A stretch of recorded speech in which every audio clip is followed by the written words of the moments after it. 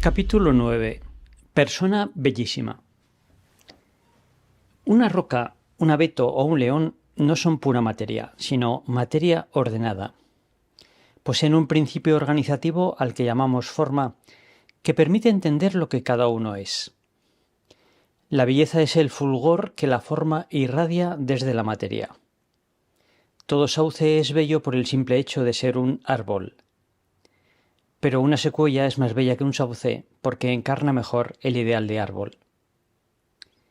El hombre se distingue del resto de los animales en que realiza operaciones espirituales, autoconciencia, autodeterminación, amor.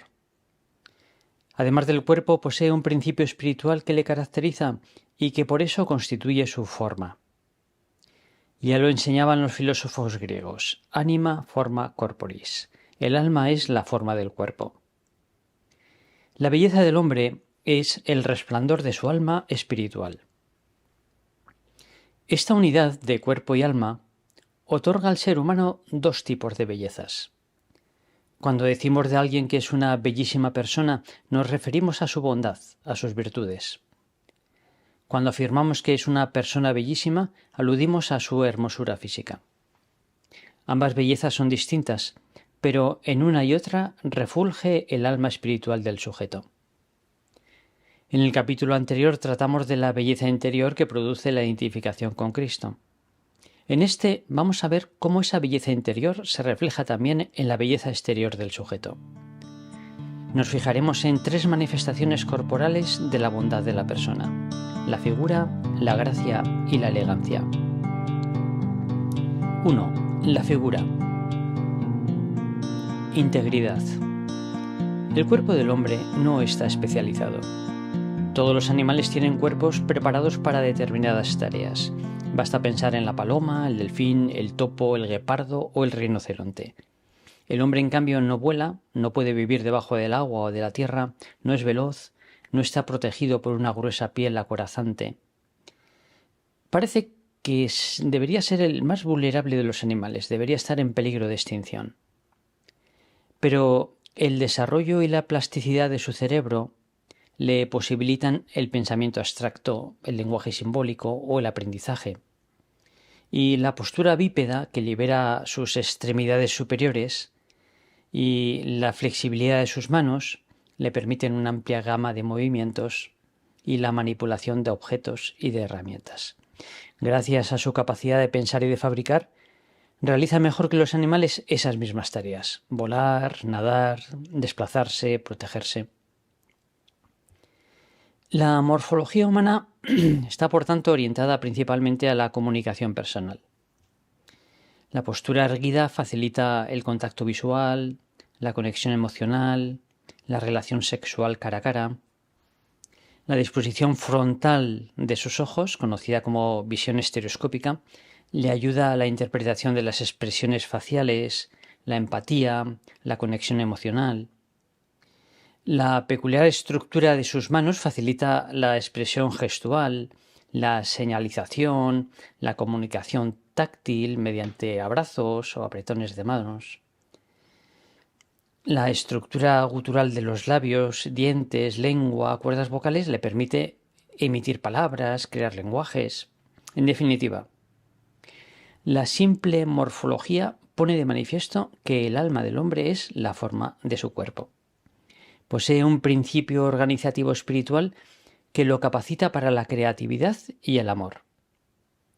Esta belleza estructural es un don de la naturaleza, pero cada persona lo recibe con la tarea moral de cuidarla y cultivarla. El alma se manifiesta en el cuidado del cuerpo como el propietario se refleja en el orden y la conservación de su vivienda.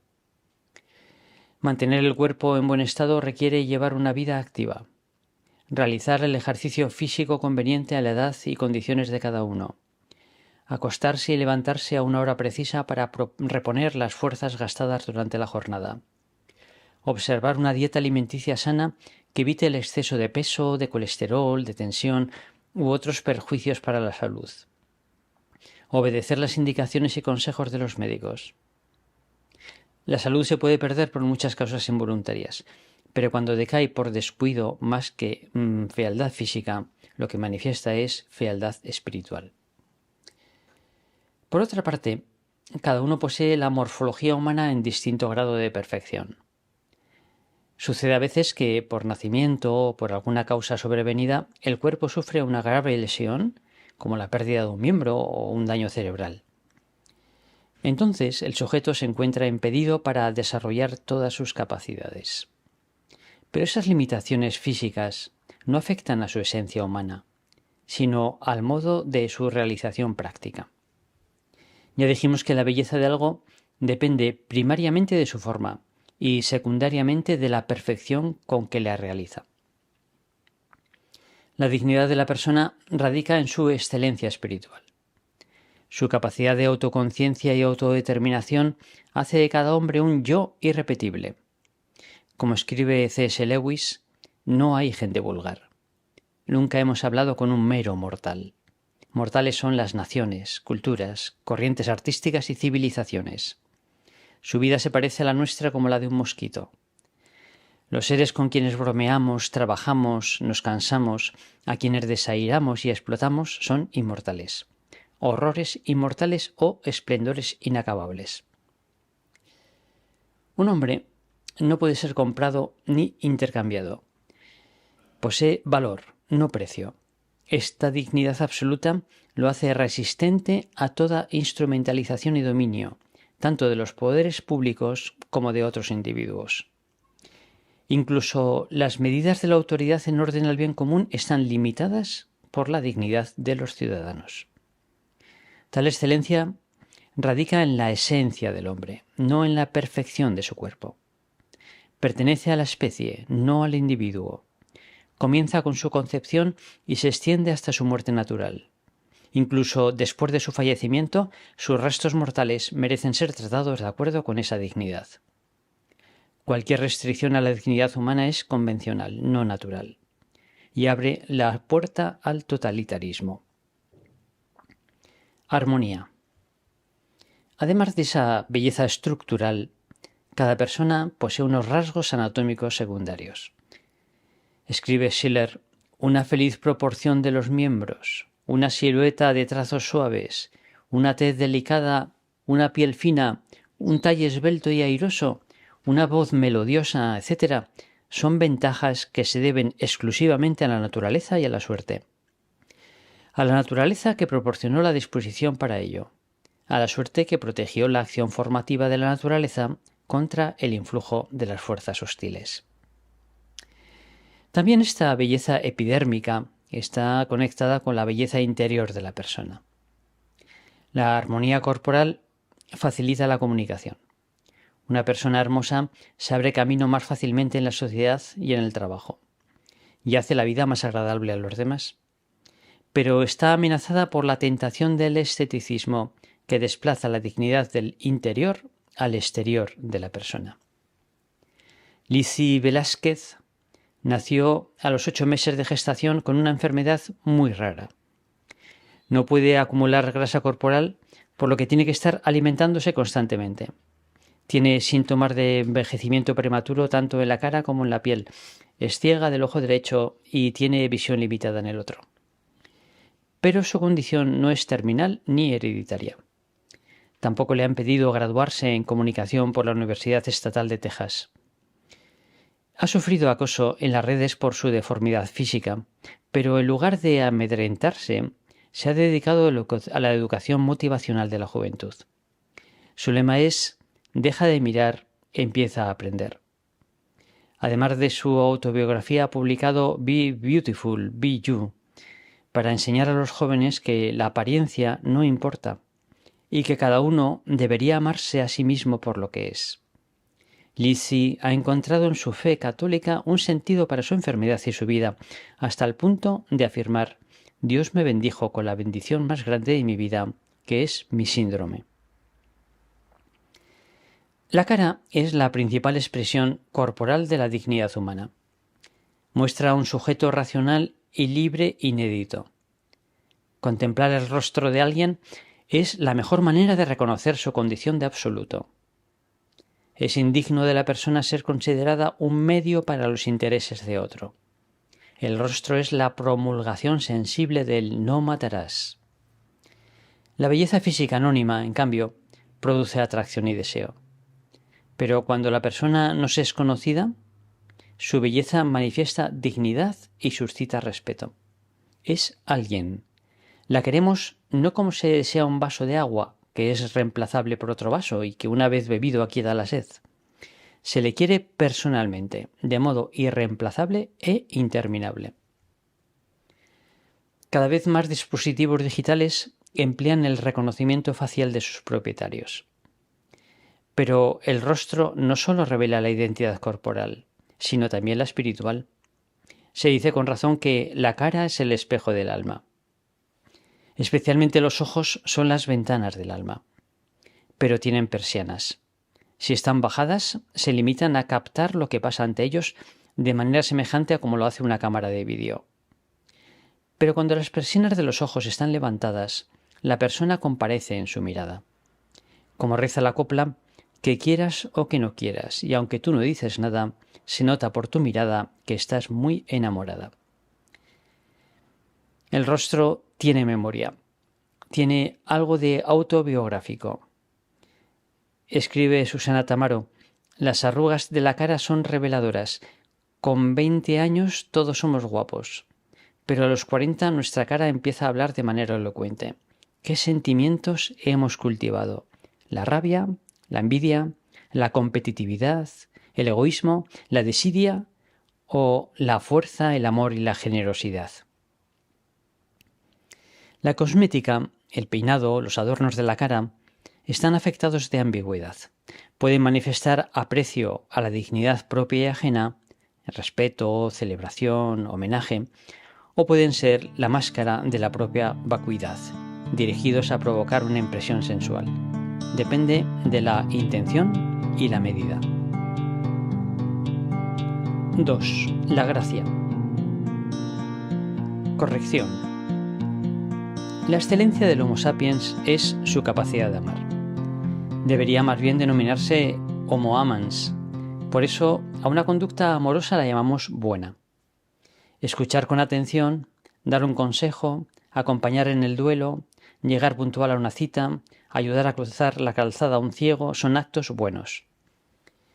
La belleza exterior se capta a primera vista, pero la belleza interior se percibe solo con el trato. El amor se manifiesta en las obras. Como dice el refrán popular, obras son amores y no buenas razones. Y también en las actitudes y el rostro. Se ha dicho que no somos responsables de la cara que tenemos, pero sí de la cara que ponemos. La mirada revela al sujeto que mira y produce algo en aquel a quien mira. Escribe Guardini, uno puede mirar a una persona y hacerlo con antipatía. Esa mirada hiere y provoca que se endurezca. Hay miradas curiosas, sensuales o malintencionadas. Son miradas que molestan, que hacen daño a la gente y llegan a anular sus posibilidades. Hay miradas que obligan a defenderse. Existen miradas vagas que no expresan más que frialdad e indiferencia. El que las experimenta recibe en el alma un escalofrío intenso y se sentirá humillado y embelecido. Por otra parte, podemos mirar a los demás con cariño, despojándole el camino de la libertad hacia sí mismo. Se puede mirar con bondad y cariño, transmitiendo al mismo tiempo entusiasmo y optimismo.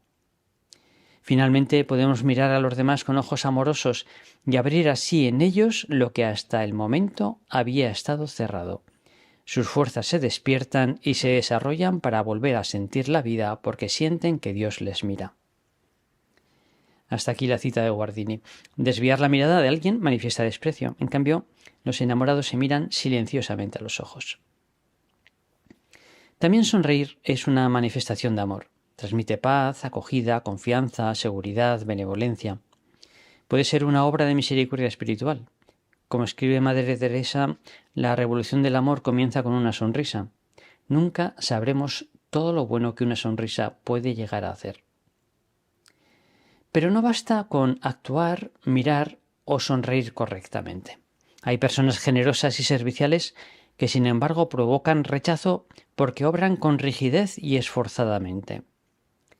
Mediante el cuerpo comunicamos infinidad de mensajes más ciertos que los verbales, porque al cuerpo le resulta más difícil de mentir que a la mente. Todos hemos tratado a personas que decían estar tranquilas, pero que se agitaban moviendo nerviosamente manos o piernas. López Ibor escribe: los movimientos son realizaciones de proyectos, es decir, de pensamientos. La vida está llena de movimientos virtuales, inacabados en lo físico, pero que nacen y repercuten sobre la realidad humana de un modo más ahincado que muchos movimientos físicos. Hay a veces en una mirada más agresividad que en un puñetazo, o más ironía que en un discurso, o más amor que en un abrazo. La simple corrección moral produce adeptos, pero no amantes. La bondad resplandece solo a partir de cierta plenitud. Se requiere no solo hacer el bien, sino hacerlo bien. Que se trate de una acción de la persona, en la que se implique tanto el cuerpo como el alma. Este proceso de intensificación del buen obrar, hasta convertirlo en una segunda naturaleza que perfecciona a la recibida por nacimiento, es lo que se denomina virtud. Las virtudes facilitan querer lo dictado por la razón con gusto. Se suelen distinguir 4 virtudes principales, que por eso se suelen denominar cardinales. La prudencia es la facilidad para elegir la acción concreta más adecuada aquí y ahora. La justicia, la fortaleza y la templanza educan el gusto de los deseos concupiscibles e irascibles hacia el amor. Las virtudes son hábitos. Se adquieren por repetición de actos. El proceso de crecimiento de la virtud se parece a un camino de 3 etapas. Al inicio, la protagonista es la voluntad. Se precisa disciplina para repetir frecuente y voluntariamente actos de la virtud correspondiente. Avanzando más, el protagonismo pasa a la razón. Se ve el progreso interior y los beneficios que comporta la virtud. Y en la etapa final, la virtud perfecciona tanto la dimensión espiritual como la corporal del sujeto, es decir, su corazón. Solo en esta plenitud de la virtud la acción moral adquiere facilidad, rapidez y alegría. Aúna libertad y naturalidad, alma y cuerpo. Es lo que se denomina gracia corpórea. Es el equivalente moral de la libertad y naturalidad con que un deportista excelente realiza sus movimientos. Basta pensar, por ejemplo, en el revés de Federer o en la conducción de balón de Zidane. Esplendor. La gracia corpórea es la perfecta encarnación de la virtud. Es la plenitud de quien ha incorporado a la virtud los aspectos involuntarios de los actos virtuosos. Tiene gracia el padre o la madre que se sacrifica por la familia sin complejo de víctima. El médico que dedica al enésimo paciente la misma atención que al primero con naturalidad. Quien escucha con interés pero desinteresadamente. Si observamos el rostro de un hombre, escribe Guardini, vemos reflejado en él lo que pasa en su alma. Respeto, simpatía, odio, angustia. El alma en sí misma no puede verse porque es espíritu, pero se traduce en el cuerpo, se hace visible en él. El cuerpo humano, forma, rostro, gestos, ademanes, es la expresión de la realidad del alma. Y eso quiere decir que, a pesar de todas las diferencias, cuerpo y alma se parecen. La gracia santificante se manifiesta en la gracia corpórea. Una y otra gracia inhieren en la persona. Son lo que en metafísica se denomina accidentes. Y más en concreto pertenecen al accidente cualidad. La gracia santificante, sin cambiar la sustancia de la persona, la transforma de criatura en hija de Dios. Y la gracia corpórea, sin cambiar la moralidad de la acción, la transforma de intencional en natural. La dimensión estética de una acción depende de su fuerza, pero entendiendo fuerza en un sentido contrario a esfuerzo. La intencionalidad impide la gracia. Es decir, tiene gracia la acción que se realiza tanto con libertad como con naturalidad. Solo cuando la acción concita a toda la persona, además de correcta, es también perfecta. La gracia es el esplendor de la bondad, es belleza en movimiento, es el lujo en la acción. Por eso resulta atractiva. Jan Halland, madre de familia numerosa y catedrática de universidad en Noruega, escribe la siguiente experiencia que tuvo formando parte de la delegación vaticana en la Conferencia del Cairo sobre Población y Desarrollo de 1994. Uno de los miembros de nuestra delegación me llamó la atención. Trabajaba intensamente y muy bien, según parecía, pero aparentaba que jamás se estresaba como todos los demás. Era sereno y siempre estaba dispuesto a ayudarnos a todos, incluso al menos importante. Pienso que este detalle era lo más llamativo de él, trataba a todos igual de bien. Era un laico igual que yo. Un día me lo crucé. Estaba leyendo algo de las Escrituras sentado frente a su ordenador. Empezamos a hablar. Yo estaba intrigada. ¿Cómo podía trabajar tanto con ese aire agradable y desinteresado? ¿Por qué no se cansaba ni se enfadaba como nos ocurría a los demás? Era uno más, pero al mismo tiempo había algo distintivo en su personalidad, sobre todo en su forma de trabajar. Naturalmente no se lo podía preguntar a él directamente, pero comprendí que ese hombre tenía un secreto, y me empeñé en saber de qué se trataba. Surgió la ocasión durante una cena. Éramos 3 personas. La tercera era otra mujer. Recuerdo que hablamos sobre cómo los laicos también tienen una vocación, y que esta vocación es tan importante como la de los clérigos. Es diferente, pero no menor. De toda aquella conversación, que iba a ser una revolución para mi propia vida cristiana, recuerdo sus palabras. Si no encuentras a Dios en medio del mundo, en tu trabajo, en tu vida corriente de todos los días, no lo encontrarás nunca. Tú le sirves cuando lavas la ropa de tus hijos lo mismo que cuando hablas en las Naciones Unidas. Todo depende de cómo es tu trabajo y arranca de estar unido a Dios todo el tiempo. Al día siguiente tuve que marcharme porque había dejado a mis hijos con mi marido y tenía que terminar un trabajo. Me fui deprisa al aeropuerto, dejando atrás a mis nuevos amigos. Comprendí que mi encuentro con el otro laico había cambiado mi vida, pero no sabía hasta qué punto. Solo sabía que la palabra clave era vocación. 3. La elegancia. El vestido. Además de en la figura, belleza estructural, y en la gracia, belleza en movimiento, la belleza interior de la persona se manifiesta en el vestido, belleza estética. Vestir es un fenómeno cultural, como lo evidencia el hecho de que el hombre es el único animal que se recubre. Y la manera como lo hace varía a lo largo de la historia y las civilizaciones. Es frecuente hablar de estilos formales e informales de vestir, pero en realidad todos los modos de vestir son formales. Solo hay distintas formas de mostrarse externamente. La comodidad es una condición del vestido, no una finalidad del vestir. El vestido realiza 3 funciones fundamentales: abrigar, preservar la intimidad corporal y mostrar quiénes somos. La palabra elegancia procede del verbo latino eligere, que significa elegir. Elegante es la persona que sabe discernir cuál de esas funciones prima en cada situación concreta y elige en coherencia la mejor manera de vestir. Hay una elegancia propia de cada lugar y cada momento. La función más biológica del vestido es la de abrigar. Puede ser la finalidad principal en climatologías extremas. Los esquimales se cubren para protegerse del frío y los tuaregs para protegerse del calor. Se cumple el refrán «ande yo caliente, ríase la gente». En cambio, en el trópico apenas existe esta necesidad y en la mayor parte de los hemisferios varía a lo largo de las estaciones del año. El vestido tiene también la función de preservar la intimidad. El pudor es la vergüenza natural a exponer la propia intimidad espiritual o corporal en la esfera pública. Todos sabemos lo arriesgado que es publicar algo íntimo en las redes sociales, por la agresividad que el anonimato propicia. La falta de pudor corporal suele manifestar pobreza espiritual y, en consecuencia, baja autoestima. Además, el pudor defiende frente a la mirada posesiva, puesto que la belleza humana, a diferencia del animal, estimula la inclinación sexual.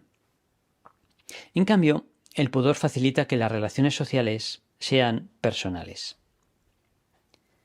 Finalmente, el vestido cumple la función de mostrar quiénes somos. Es la traducción exterior de un individuo, la manifestación externa de la propia interioridad.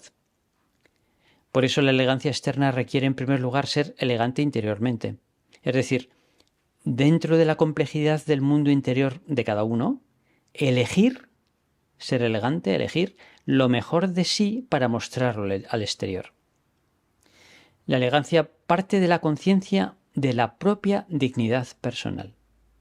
Es muy significativo que en los belenes de Navidad los cristianos representemos a la Virgen María en la pobreza de un establo, pero vestida siempre con gran dignidad. Se puede tener gracia sin formación, pero no elegancia, porque es una creación cultural. No toda creación es elegante. Ha de poseer nobleza, proporción y sencillez. La nobleza no está relacionada con el lujo, sino con la distinción y en particular con el buen estado y la limpieza del vestido. La proporción se refiere a la adecuación del vestido a la persona y a la situación concreta en que se encuentra. Es distinto el atuendo doméstico, ejecutivo, social, deportivo, de noche. La sencillez es la modestia del vestido que muestra y no oculta a la persona. La naturalidad que lo hace no parecer una creación. Estas cualidades determinan la mayor o menor elegancia de una persona.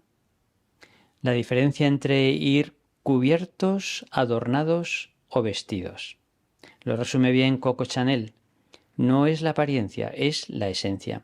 No es el dinero, es la educación. No es la ropa, es la clase. En definitiva, la elegancia tiene mucho que ver con la belleza interior. De un lado porque el cuidado de las formas manifiesta cierto espesor moral. Lo fácil es ir descuidado, no lavar ni renovar la ropa. Luego porque, parafraseando la expresión nobleza obliga, puede decirse que formas obligan. Quien viste elegantemente se siente inclinado a comportarse elegantemente. Y al revés. Basta pensar cómo en un barrio donde las papeleras están por los suelos y las farolas rotas aumenta la delincuencia. Y finalmente porque la estética hace amable a los demás el esfuerzo necesario para adquirir las virtudes, de manera semejante a como los horizontes que se divisan desde las cumbres estimulan el esfuerzo del montañero. La moda. La moda facilita al individuo la creatividad en el diseño, el adorno, etc. La moda se basa en valoraciones contingentes pero reconocidas socialmente, que enriquecen el lenguaje social. Es una guía de opciones estéticas que garantiza hasta cierto punto que son compartidas por otros. Permite a la gente jugar con las apariencias, enviar mensajes reconocibles al conjunto de la sociedad, estar en armonía con la propia apariencia en un mundo en el que las apariencias importan. La mano invisible, que establece un estilo, crea la base de un orden, la sensación de que hay un modo correcto y otro modo incorrecto de proceder. La moda surge por imitación social y por liderazgo individual. La crean tanto diseñadores profesionales como influencers particulares. El juicio estético puede ejercerse de dos formas opuestas, para encajar y para destacar. El vestido puede convertirse en lenguaje político. Por eso el gobierno chino se plantea castigar hasta con penas de cárcel las vestimentas perjudiciales para el espíritu del pueblo o que afectan a los sentimientos de la nación. El problema surge cuando la moda se doblega a los intereses económicos o a los caprichos del creativo y en lugar de dar forma a la persona, la desfigura. Es el peligro del esteticismo, de una moda autorreferencial que manipula la armonía o desarmonía puramente externas. Algunas pasarelas se centran únicamente en el aspecto exterior. Ya lo sabemos, los nazis observaban una etiqueta absoluta, que nada tenía que ver con la elegancia, sino con un refinamiento estético que recubría las más crueles acciones. En el otro extremo, el feísmo otorga una superficial sensación de activismo social a los descontentos con sus vidas o con la sociedad. Un look estudiadamente descuidado, una revolución social de vaqueros rotos que no cambia nada porque forma parte del sistema. En un caso y en otro, el esteticismo no nos revela quién hay dentro de esa coraza estética, sino que lo vela. El esteticismo, lejos de ser una posibilidad remota, es muy común. De hecho, hoy las modas han mutado en tendencias. Las modas se han dirigido tradicionalmente a distintos sectores de la población, según su edad, sexo, recursos, etc. Las tendencias, en cambio, se dirigen a toda la sociedad y uniformizan el modo de vestir. Por eso, el elegante mantiene una actitud crítica frente a las propuestas comerciales de la moda. Las costumbres y tendencias ejercen una cierta tiranía, pero no eliminan la libertad. Siempre cabe actuar según el clásico lema inconformista: aunque todos lo hagan, yo no. Cuenta Platón que en una reunión con sus discípulos, Sócrates decidió que era oportuno terminar con una oración a la divinidad y rezó: «Otórgame la belleza interior y haz que la exterior trabe amistad con ella». La bellísima persona se manifiesta también como persona bellísima. Su figura, su gracia y su elegancia manifiestan una riqueza interior inconfundible. Surge el deseo de ser así. Por eso se ha dicho que la fe se transmite por envidia. El modelo de esta belleza interior es María.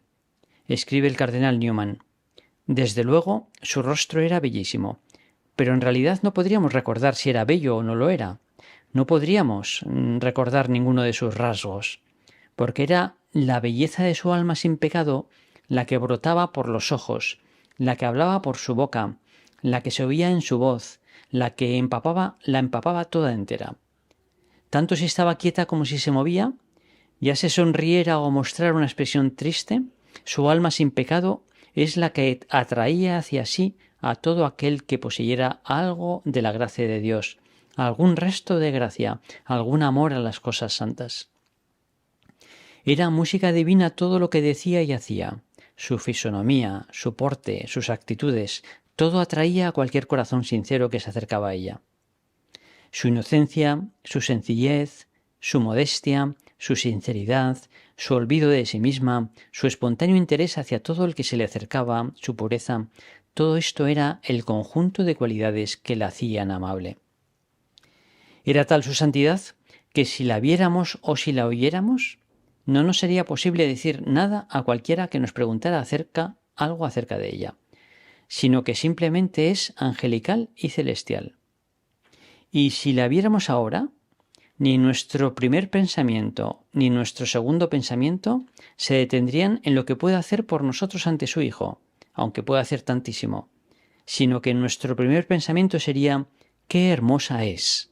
y nuestro segundo pensamiento sería: «¡Qué criaturas más feas somos nosotros!».